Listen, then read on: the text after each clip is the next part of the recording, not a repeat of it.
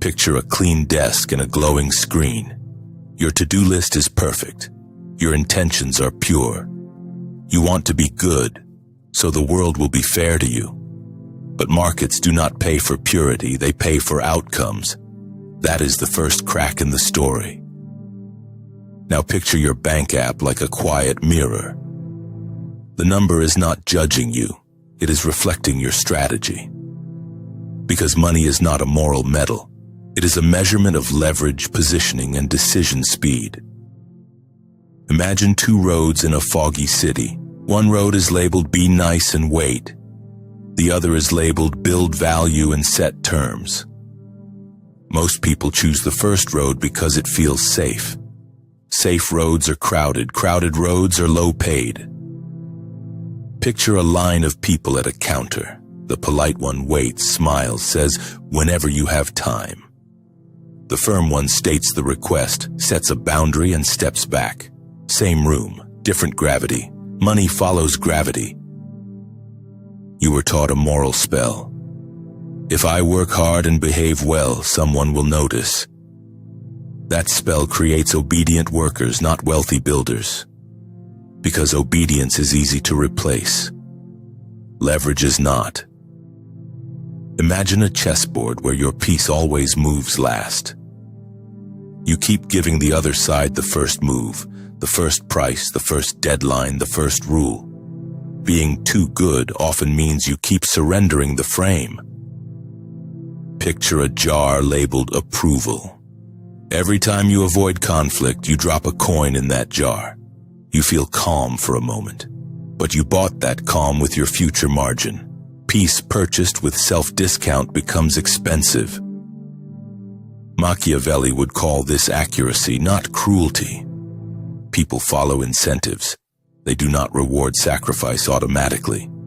If you keep donating value, the world learns one lesson. You will donate again. So this video is not a call to become harsh. It is a call to become precise, to stop confusing kindness with compliance, to stop confusing humility with hiding, to stop confusing being liked with being paid. By the end, you will have a cleaner code, how to stay decent while also becoming hard to move in negotiations, pricing, and opportunity. Not louder, just harder to edit.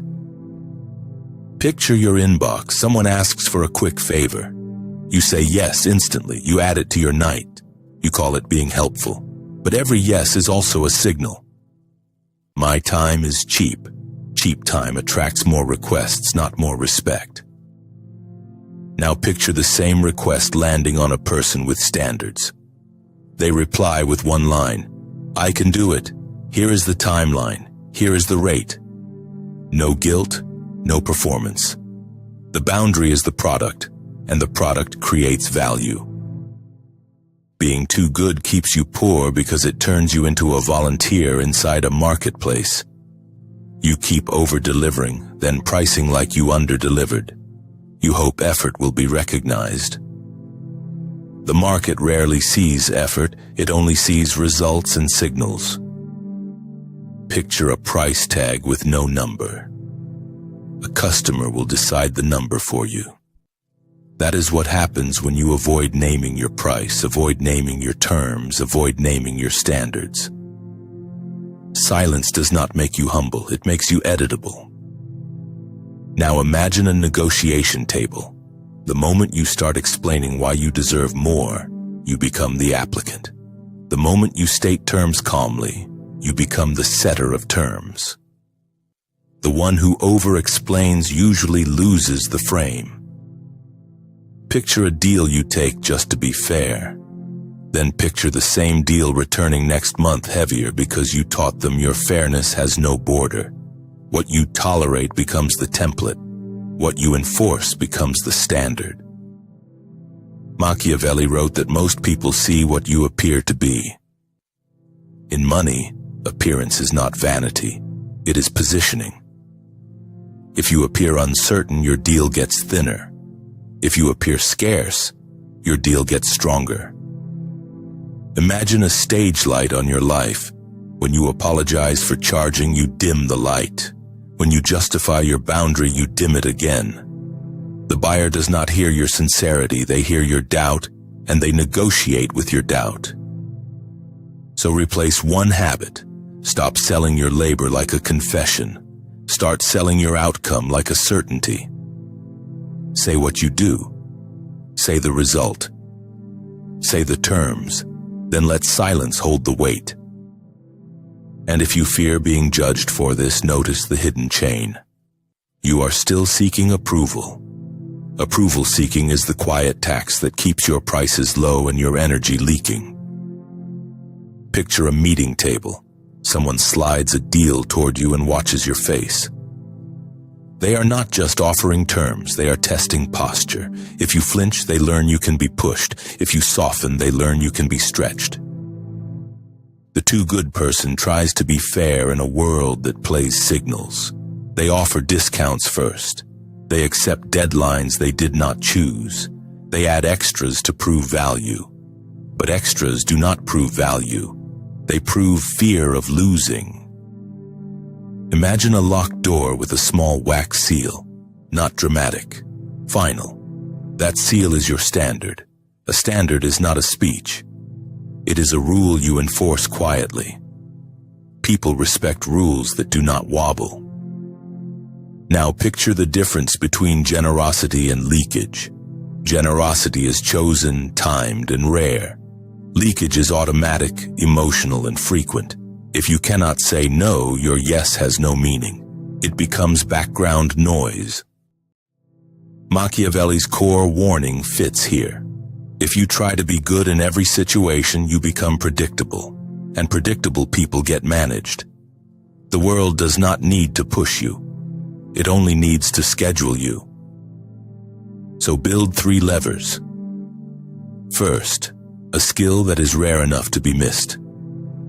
Second, a system that can work without your constant presence. Third, a reputation for boundaries that are calm and consistent. Picture your week like a map. Block deep work, block learning, block health. Those blocks are not self-help. They are leverage factories. When you build a life with momentum, you stop begging for opportunity. Opportunity starts asking. Now picture your reputation like a coat. Every time you accept disrespectful terms, the coat gets thinner. Every time you hold a boundary calmly, the coat gets heavier. People feel that weight before they hear your words. And stop confusing being nice with being invisible. You can be respectful and still be clear. You can be calm and still be firm. You can be ethical and still negotiate like you belong at the table. The goal is not to take from others. The goal is to stop donating from yourself. Wealth often begins the day you stop refunding your own spine. Picture a mirror at night. No audience, no compliments, just your reflection and one question. Do I act like my time is valuable? Your bank balance often follows your answer more than your talent does. Now picture the new operating system. You still help people, but you do it on your schedule. You still care, but you do not chase. You still give, but you do not bribe others with generosity. You replace people-pleasing with principle. Principle says, this is what I do, this is what I don't do, these are my terms. And the strange part is, the more calmly you state your terms, the more the world relaxes around you. Imagine walking into a room and not rushing to prove anything. That is status. Status is not arrogance, it is self-possession. It is the ability to hold silence without filling it with discounts and explanations. Machiavelli was not teaching people to become monsters. He was teaching them to see incentives without blinking. If you can see incentives, you can protect your life.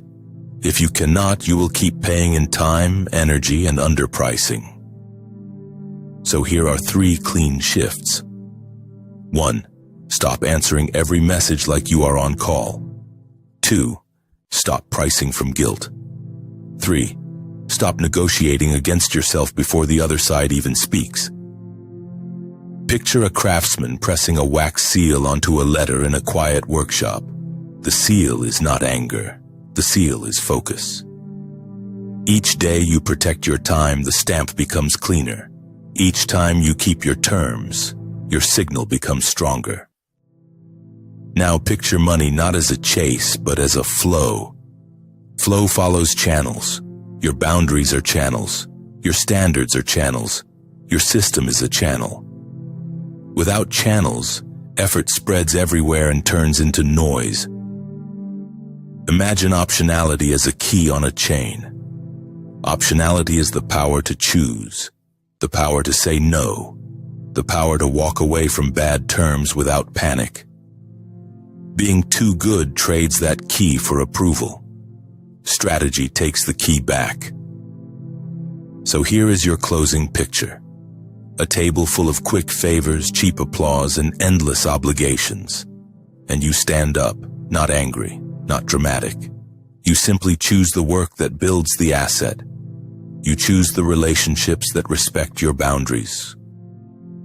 That is how being too good stops keeping you poor. You keep the goodness, you remove the obedience, you become useful, scarce, and clear. And when you become that, money stops being a reward you beg for. It becomes a consequence of how you position, how you protect, and how you decide.